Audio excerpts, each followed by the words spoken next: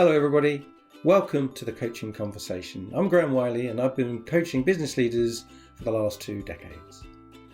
In this series we're going to explore some of the things I've seen and learned in that 2 decades and hopefully help you see how you can become more focused, more effective and hopefully happier in your life.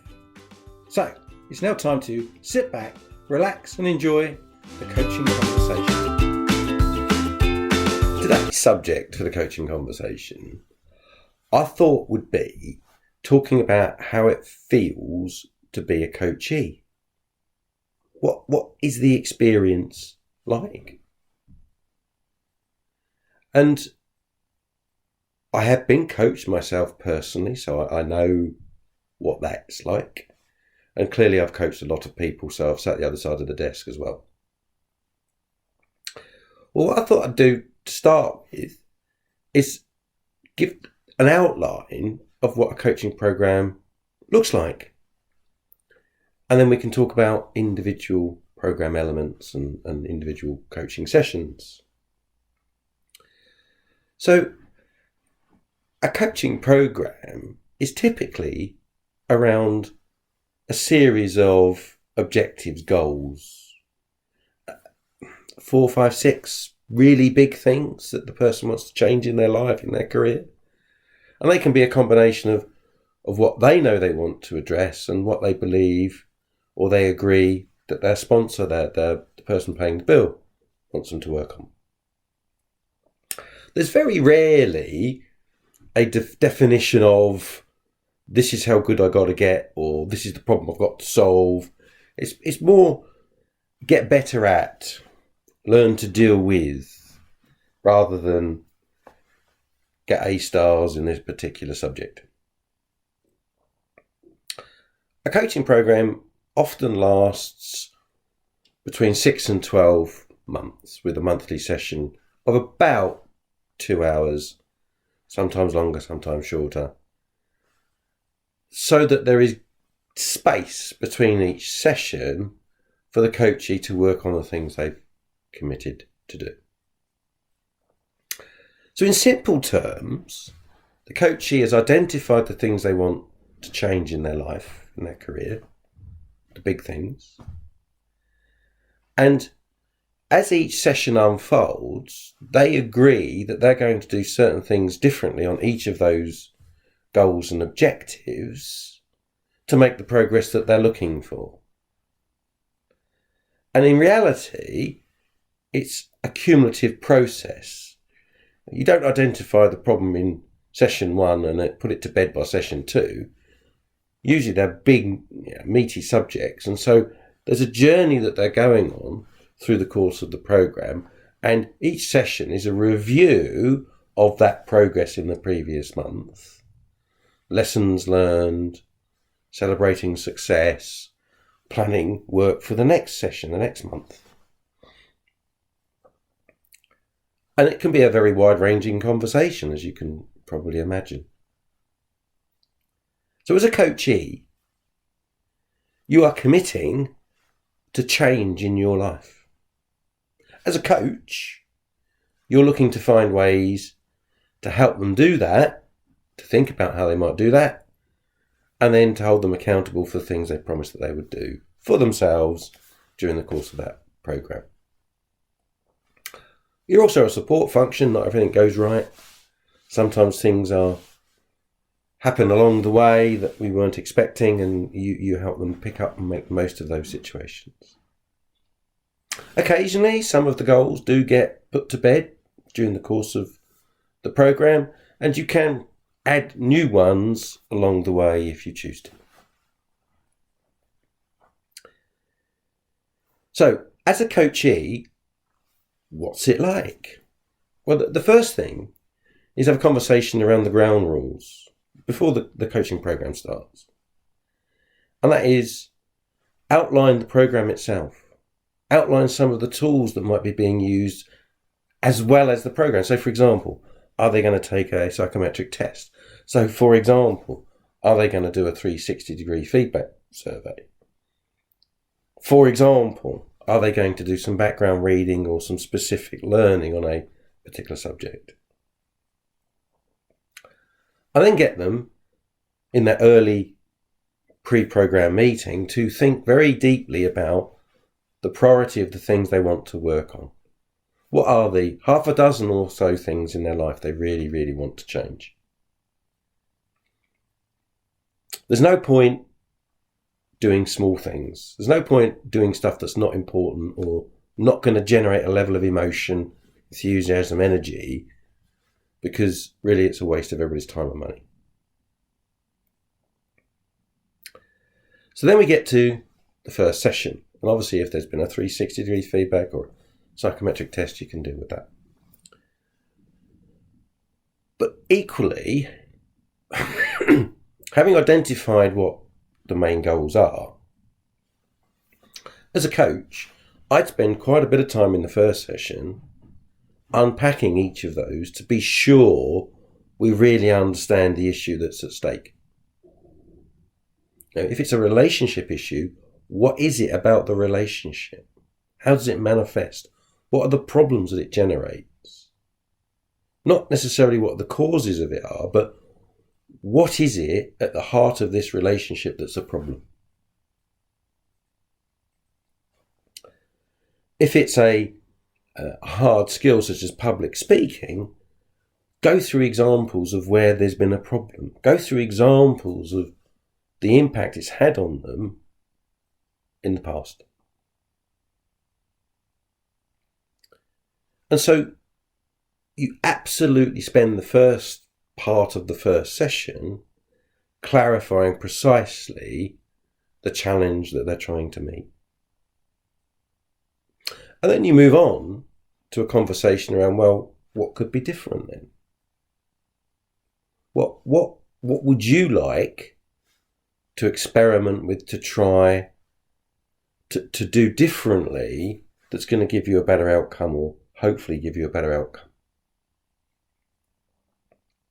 And if you do that for half a dozen or so key objectives, you'll get a small number for each objective of things that are going to be tried in the coming month.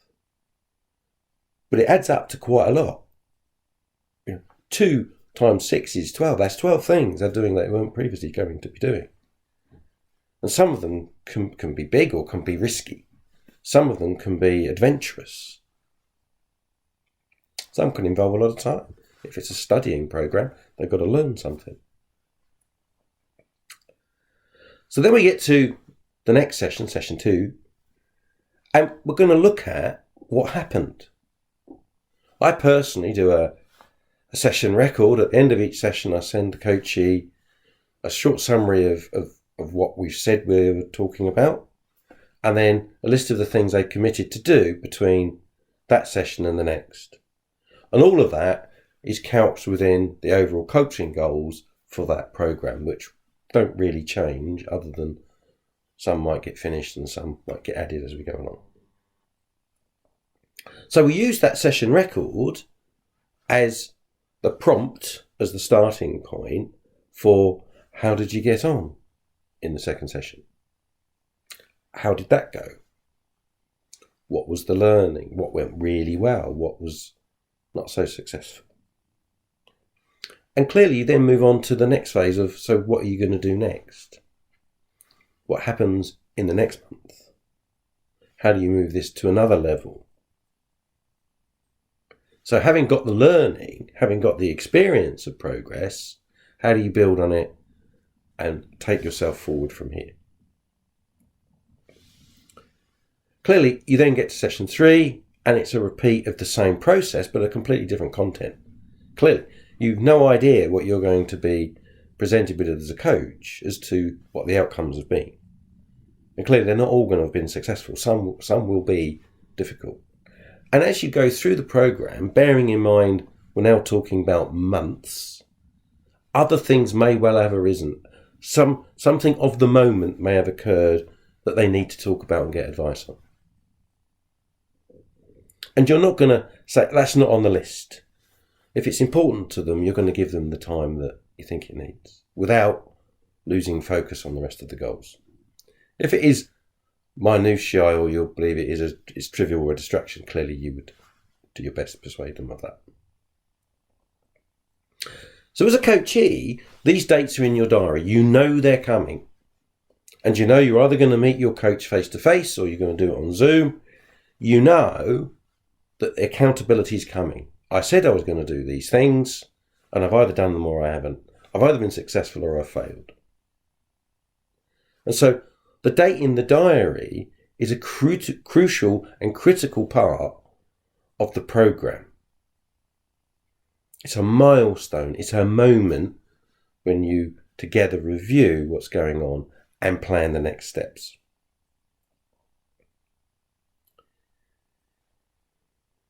Sessions for me are closed. They're strictly between me and the coachee.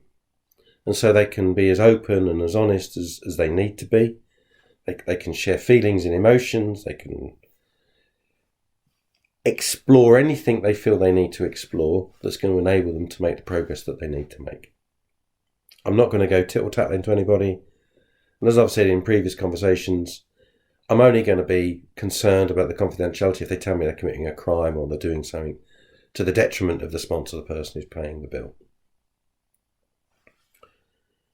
Because that way, they can genuinely trust me. They can genuinely get the best from the program that's possible. I do often have a halfway point review with the sponsor. Now, this is not a three-way conversation. This is a one-way conversation with me and the sponsor. I'll tell them what I think's the generality of progress, doing very well, very committed. They do the things I say they're going to do. I see real change in this and that and the other thing. And then I encourage the sponsor to tell me what they see. Do you see changes in behaviour? Do you see things you're pleased about? Are there any concerns that you've got?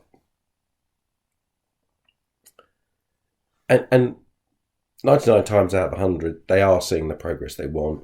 They are pleased with what's going on. And it's not normally a difficult conversation.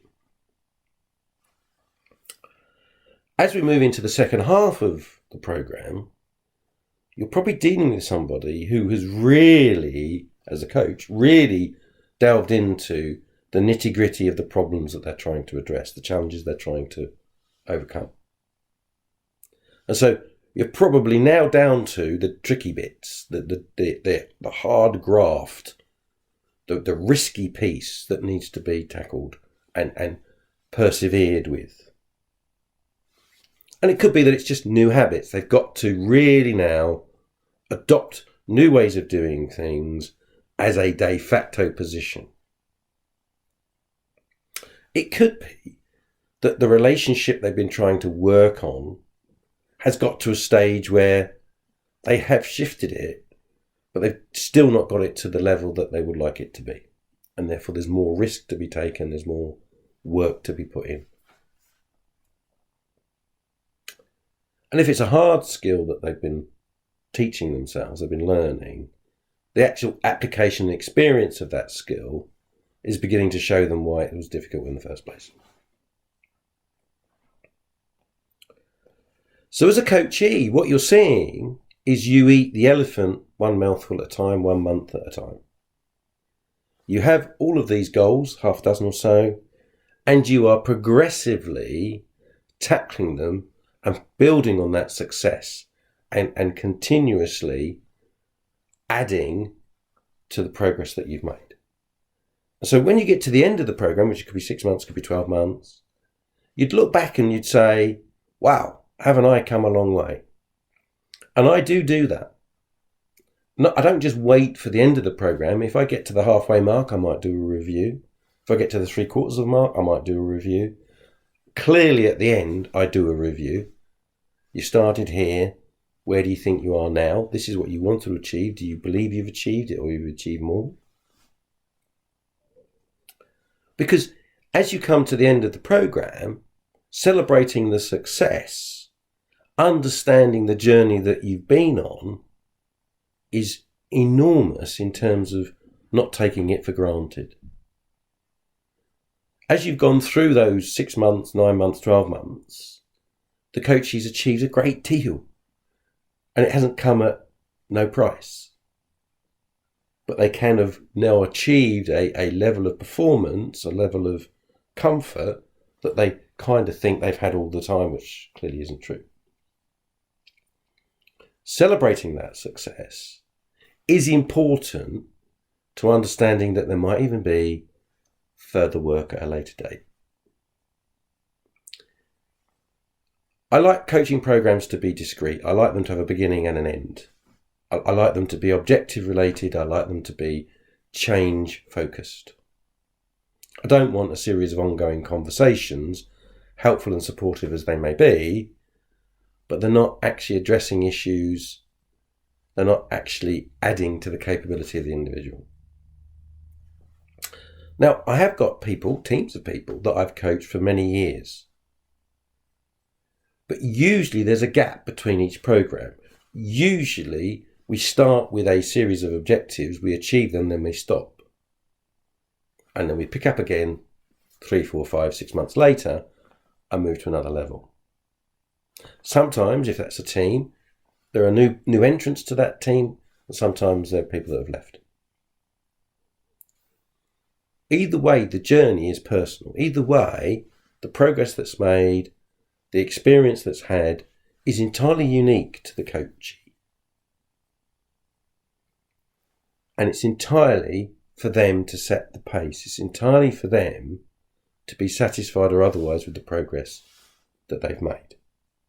Clearly the sponsor wants to see progress. That's what he or she's paid for. But nonetheless, the important thing is it's a single journey for the individual. I hope that's helped. I hope that's given you an insight to what a coaching program is for the individual. And I'll see you again soon.